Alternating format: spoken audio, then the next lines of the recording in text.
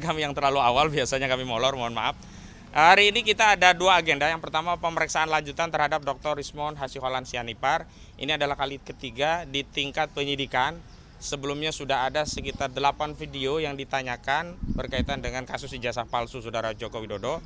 Dan masih tersisa kira-kira 3 video yang transkripnya sudah dibuat oleh penyidik dan tinggal dipertanyakan tentang isi video-video tersebut kepada Dr. Rismond Hasyiholan Sianipar.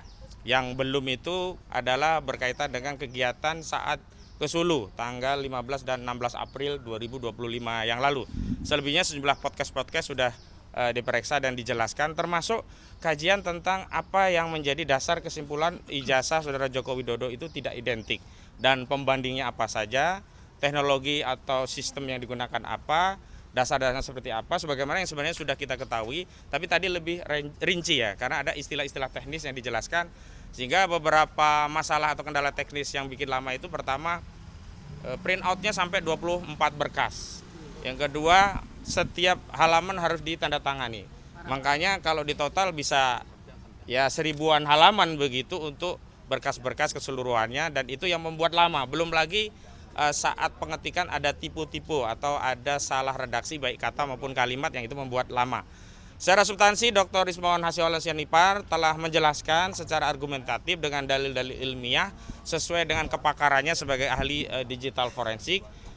Dan Dr. Rismond Sianipar ada hal yang penting untuk diketahui oleh media dalam sebuah keterangan kepada penyidik. Dr. Rismond Hasyiholan Sianipar meminta kepada pelapor Saudara Joko Widodo melalui penyidik agar tidak mencabut laporannya, agar kasus ini benar-benar sampai pengadilan, agar effort ya yang dikeluarkan dalam memberikan penjelasan di kasus ini itu tidak sia-sia, karena sudah banyak ya tenaga, pikiran, bahkan biaya yang dikeluarkan untuk melakukan kajian ini. Nah, nanti kalau di tengah jalan tiba-tiba Saudara Joko Widodo mencabut, nanti jadi anti klimaks begitu. Yang kedua, kami juga dari tim advokasi mengimbau pada Kejaksaan Agung ya, karena ini kaitannya ada dengan kasus ijazah Saudara Joko Widodo, karena sebelumnya para pendukung Saudara Joko Widodo yang hadir di dalam diskusi media selalu mengatakan klien kami ya Rismond Hasyiholan, Roy Suryo dan yang lainnya pasti tersangka, pasti masuk penjara, pasti terpidana. Sedangkan kemarin kita ketahui bahwa Saudara Sylvester Matutina tidak hadir kembali dalam proses PK, permohonan PK, dan sudah dinyatakan gugur permohonan itu. Jadi saya meminta kepada Kejaksaan Agung Republik Indonesia, termasuk lebih khusus kepada Kepala Kejaksaan Negeri Jakarta Selatan, agar jaksa selaku penuntut sekaligus eksekutor putusan mengeksekusi Saudara Sylvester Matutina. Hukum tidak boleh kalah dengan Sylvester Matutina. Negara tidak boleh menjadi subordinat Sylvester Matutina. Rakyat butuh ketegasan bahwa negara melindungi harkat dan martabat dan wibawa hukum dengan mengeksekusi Sylvester Matutina. Dan kami juga dari tim advokasi menginformasikan bahwa nantinya Dr. Rismond Sianipar Hasyiholan dalam pemeriksaan ini akan meminta kepada penyidik di tingkat penyidikan agar kami bisa menghadirkan ahli. Kalau kemarin dari klien kami, Pak Abraham Samad, telah mengajukan 2 ahli di bidang jurnalistik. Yang pertama sudah diperiksa, yakni Saudara Lukas Luwarso, yang beliau pernah menjadi Ketua Aliansi Jurnalis Independen dan juga pernah menjadi anggota Dewan Pers. Dan Jumat besok ada pemeriksaan terhadap Pak Bambang Harimurti, pernah menjadi pimpinan redaksi majalah Tempo dan juga pernah ada di Dewan Pers. Nah, hari ini nanti di ujung pemeriksaan Rismond Hasyiholan Sianipar akan meminta kepada penyidik untuk menghadirkan setidaknya 3 ahli. Pertama, ahli ITE, karena ada pasal-pasal ITE yang dikenakan kepada klien kami seperti pasal 35, 32, 28 ayat 2. Itu semua pasal ITE, dan kami juga akan menghadirkan ahli ITE untuk menjelaskan bagaimana distribusi elektronik dan pertanggungjawaban secara elektronik di dalam data-data digital. Yang kedua, karena pasalnya ada pencemaran dan fitnah, juga ujaran kebencian dan permusuhan, nanti ada faktor bahasa yang harus dijelaskan oleh ahli. Karena itu kami nanti akan meminta agar melalui penyidik di penyidikan ini pareksa ahli kami ahli bahasa. Bahkan kami sudah mempersiapkan spesifik ahli bahasa linguistik forensik. Jadi lebih spesifik. Belum kami sepil namanya, kami sedang berkoordinasi. Yang jelas ahli ini kami akan hadirkan. Kalau biasanya di dalam pembelaan kami hanya menghadirkan ahli itu di persidangan. Di kasus ini kami sudah mulai menghadirkan ahli-ahli itu untuk diperiksa di tingkat penyidikan. Yang ketiga tentu ahli pidana. Nah, ahli pidana kami siapkan 2 orang. Satu dari sebuah perguruan tinggi negeri nasional dan satu dari sebuah perguruan tinggi swasta. Yang kedua-duanya akan memberikan penjelasan tentang unsur-unsur pidana dalam pasal-pasal yang hari ini sedang disidik oleh penyidik. Baik pasal 310 KUHP tentang pencemaran, pasal 311 KUHP tentang fitnah, pasal 27A Undang-Undang ITE tentang menyerang kehormatan melalui sarana ITE, termasuk pasal-pasal yang unsurnya ada dalam pasal 28 ayat 2 junto 45A ayat 2 Undang-Undang ITE, termasuk juga delik penghasutan yang dilaporkan, yakni pasal 160 KUHP. Kami harapkan dengan adanya kesetimbangan keterangan baik dari ahli kami, juga dari ahli yang konon juga sudah diperiksa oleh Polda Metro Jaya, bahkan kabarnya yang sudah diperiksa ahli psikologi, sosiologi, bukan hanya pidana, juga bukan ITE, termasuk ahli sosiologi, psikologi terkait ujaran-ujaran yang menjadi materi dari pemeriksaan di tingkat penyidikan ini. Kami ingin ahli-ahli kami yang memberikan keterangan juga memperkaya, yang akan bisa dijadikan pertimbangan oleh penyidik untuk menetapkan apakah kasus-kasus ini benar-benar sebuah kejahatan yang layak untuk ada tersangkanya setelah dipenyidikan, atau ternyata ini sebenarnya bukan bagian dari kejahatan, bahkan hak konstitusional yang berulang kali kami tegaskan bahwa setiap orang bebas bersuara, bebas berpendapat. Bahkan kendati ketika pendapat itu keliru, pendapat itu salah, tetap saja tidak bisa menjadi kejahatan. Baik, selanjutnya dari Bang Rustam Effendi dulu. Mana? Ya, untuk menjelaskan, karena ini adalah panggilan kedua di tingkat penyidikan, karena yang pertama kemarin ada uzur. Silakan. Ya, Bismillahirrahmanirrahim. Assalamualaikum warahmatullahi wabarakatuh. Hari ini panggilan kedua saya. Yang sebelumnya Kamis kemarin karena ada musibah, orang tua saya meninggal, saya tidak hadir dan kita undur pada hari Kamis ini. Buat saya semoga hari ini adalah panggilan kedua dan tapi terakhir buat kami dan buat saya dan buat kawan-kawan sekalian gitu loh, buat kawan-kawan kami sekalian. Terima kasih buat abang-abang saya, senior saya yang pengacara kami masih terus aktif, masih terus berjuang. Buat saya panggilan ini sebenarnya udah clear buat saya gitu loh. Kalau buat Bang Rismon, Bang Roy Suryo, Dr. Tifa, dia menyatakan udah clear perkara ijazah ini berdasarkan hasil penelitian mereka. Kalau ijazah Jokowi itu diduga palsu. Tapi buat saya aktivis 98, kawan-kawan saya banyak di dalam pergerakan politik ini. Mereka ada yang bicara dengan saya langsung bahwa ijazah Jokowi itu, ya salah satunya orang yang berbicara itu ikut serta ke sana ke sini membuat ijazah itu. Jadi buat saya clear ijazah ini diduga dibuat di Pasar Pramuka. Ini udah beredar di kalangan aktivis gitu loh. Jadi buat Pak Jokowi, buat siapapun yang masih kekeh untuk memenjarakan kami, segeralah meminta maaf gitu loh. Dan bertobat. Untuk Pak Prabowo, pernyataan saya ini saya berani ungkapkan ke Pak Prabowo, kita bisa dipertanggungjawabkan, kita bongkar-bongkaran namanya. Artinya supaya Prabowo ikut menyelesaikan masalah ini gitu loh. Jangan orang yang tidak bersalah sebagai peneliti, sebagai ahli apapun dipanggil, digeret-geret ke masalah ini. Buat Pak Jokowi, pengacaranya sudahlah, rakyat udah tahu lah. Saya juga tahu lah. Kawan-kawan saya banyak yang tahu loh, tinggal ngomong doang, nanti ada waktunya. Jadi artinya cukup sampai di sini masalah ijazah ini, meminta maaf lah kepada rakyat, semua yang tadinya berpikirannya kita yang salah, segeralah meminta maaf, itu aja. Buat saya clear, buat saya pribadi clear, ijazah Jokowi diduga palsu. Yang menyatakan itu ngomong sama saya ikut-ikutan. Bagaimana saya enggak ini? Orang dapat dipercaya, di kalangan aktivis sudah beredar ini. Kira-kira seperti itu, terima kasih. Wabillahi taufiq wal hidayah. Wassalamualaikum warahmatullahi wabarakatuh. Waalaikumsalam warahmatullahi wabarakatuh. Bang Juju selaku pendamping Bang Rustam, silakan. Persiapannya apa Bang untuk pendampingan nanti? Assalamualaikum warahmatullahi wabarakatuh.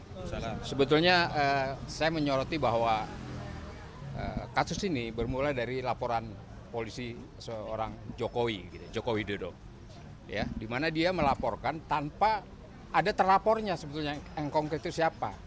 Dan hal ini diproses oleh pihak Polda Metro Jaya. Kan ini aneh. Tidak pernah ada suatu laporan polisi yang tidak ada objek terlapornya. Kemudian diproses. Ada unsur apa ini?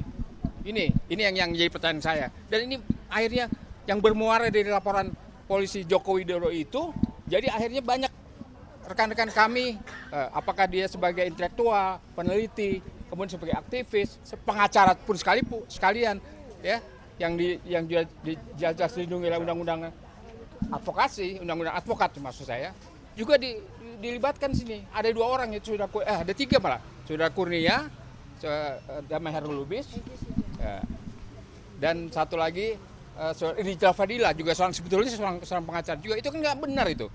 Jadi kasus ini mengalir kemana-mana, menjereng siapa saja seperti pukat harimau gitu kan, menjaring siapa aja yang dapat, yang kena ditangkap. Dan ini jelas suatu pelanggaran hukum yang jadi presiden buruk buat rejim ini, buat Prabowo teman-teman. Prabowo akhirnya kebawa-bawa, Presiden Prabowo bawa-bawa karena residunya dari kasus yang dilakukan oleh Joko Widodo.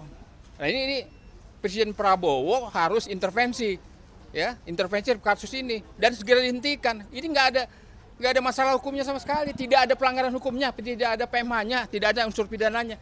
Pasal 1, ya, Undang-Undang Hukum Pidana 81 ya, tahun 81 itu tidak ada kesalahan atau dapat dipidana seseorang kalau tidak ada unsur kesalahannya. Jadi ini pelanggaran benar dari Undang-Undang Hukum Pidana dan harus dihentikan.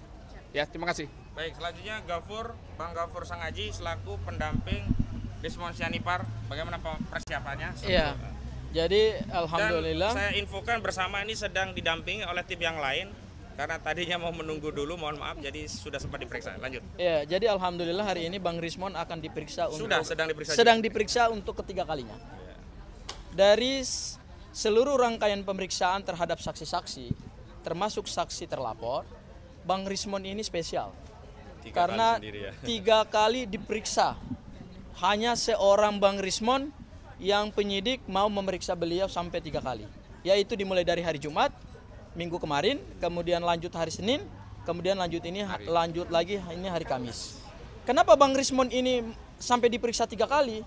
Jadi inilah kesempatan kepada terlapor untuk membuktikan dalil-dalil ilmu pengetahuannya terkait dengan ijazah yang beliau periksa secara saintifik, beliau periksa secara sains, ya. Dan materi yang disampaikan Bang Rismon itu semuanya adalah bahasa ilmiah. Tidak ada unsur menghina, tidak ada unsur memfitnah, tidak ada unsur menghasut, tidak ada unsur kebencian, tidak ada unsur merusak dokumen elektronik. Semua yang disampaikan Bang Rismon dalam 3 kali pemeriksaan nanti sama hari ini, itu semua adalah bahasa saintifik, bahasa ilmiah. Dan dalam kesempatan pemeriksaan ini, Bang Rismon menjelaskan secara sangat gamblang apa metodologi yang beliau pakai, apa dasar ilmiahnya, bagaimana beliau kemudian menyimpulkan bahwa ijazah Pak Jokowi secara saintifik, ya, itu tidak identik dengan ijazah yang lain, kemudian juga skripsinya juga tidak sesuai dengan kaidah-kaidah ilmiah dan kaidah-kaidah ilmu pengetahuan gitu. Jadi kami sangat berterima kasih kepada Polda Metro Jaya, terutama penyidik yang menangani perkara ini, mau memberikan kesempatan kepada Bang Rismon Sianipar untuk menjelaskan ini secara gamblang. Berbeda dengan waktu di tahap penyelidikan, ya. Waktu itu Bang Rismon tidak terlalu menyampaikan secara gamblang karena saat itu belum belum naik tahap sidik gitu. Begitu naik tahap sidik, karena ini kita pembuktian adalah pembuktian material, maka Bang Rismon membuka itu semua. Jadi kami harapkan mudah-mudahan Polda Metro Jaya nanti dalam mengambil konklusi terhadap hasil penyidikan ini, terutama dari hasil pemeriksaan Bang Rismon Sianipar karena beliau adalah salah satu idol utama dalam perkara ini, ya. Kami harapkan bahwa nanti kesimpulan yang diambil oleh Polda Metro Jaya itu adalah kesimpulan yang di dalamnya tidak mengandung unsur dugaan tindak pidana. Tetapi perkara ini berdasarkan pasal 109 KUHP bisa di SP3 karena perkara tersebut bukanlah perkara tindak pidana, ya. Murni ini adalah perkara saintifik. Sehingga kami mengharapkan kepada para pendukung Pak Joko Widodo, ya, silakan bantah semua apa yang disampaikan Bang Rismon, termasuk juga Mas Roy Suryo dan Dr. Tifa dalam buku Jokowi White Papers. Karena itu adalah buku karya ilmiah. Tidak bisa seorang saintis, ya, dipenjarakan dengan ditakut-takuti, kemudian ditekan, diintimidasi, ya, hanya karena itu menyangkut sesuatu kebenaran yang mereka ungkapkan itu secara ilmiah. Itu hal yang pertama. Hal yang kedua, terkait dengan kasusnya Sylvester Matutina. Saya ingin melanjutkan sedikit. Kasusnya Sylvester Matutina ini sudah inkrah. Kami harapkan hari ini Kejaksaan segera menggunakan kewenangan yang diatur pasal 270 KUHP, pasal 30 Undang-Undang Kejaksaan untuk segera mengeksekusi. Ya, cara mengeksekusinya sederhana. Ya, karena surat perintah eksekusi sudah pernah dikeluarkan pada tahun 2019 dan sampai hari ini saudara Sylvester tidak mau menyerahkan dirinya kepada kejaksaan, maka segera saudara Sylvester ditetapkan sebagai DPO. Masuk dalam daftar list, daftar pencarian orang, seperti yang dilakukan Kejaksaan Agung terhadap Khalid Khalid dalam perkara Reza Khalid dalam perkara dugaan korupsi di Pertamina. Kenapa? Karena dengan kita menetapkan statusnya Sylvester sebagai DPO dilakukan oleh kejaksaan, berarti kita menutup ruang gerak dan mempersempit ruang gerak daripada Sylvester. Kemudian kejaksaan bisa meminta kepada imigrasi supaya paspor daripada saudara Sylvester itu segera dibekukan dan dimatikan, sehingga beliau tidak lagi keluar negeri. Kalaupun beliau berhasil melarikan diri ke luar negeri, maka kejaksaan bisa ditangkap, maka kejaksaan harus segera menyampaikan kepada Baris Krim Polri untuk dikeluarkan red notice kepada Interpol. Ya, kita punya kasus yang luar biasa. Nazarudin, ya. Keberhasilan seorang Nazarudin bisa diburu sampai ke Kolombia. Ya, dan saya rasa ini momentum terbaik buat kejaksaan mengembalikan kembali integritas dan marwahnya, ya, karena keberhasilan kejaksaan yang akhir-akhir ini mengungkap kasus-kasus korupsi sampai menyelamatkan uang negara hampir puluhan triliun. Itu tentu sesuatu yang diapresiasi. Dan kami selaku kuasa hukum meminta supaya ada keadilan hukum. Jangan hanya kami yang dikebut perkaranya di Polda Metro Jaya, tetapi saudara Sylvester yang quote and quote mendapat perlindungan politik dari kekuasaan itu kemudian dibiarkan melenggang kemana-mana dan kemudian tidak dieksekusi, dan kami minta supaya segera dinyatakan buron atau DPO. Itu Mas. Terima kasih. Ada pertanyaan? Kalau tidak ada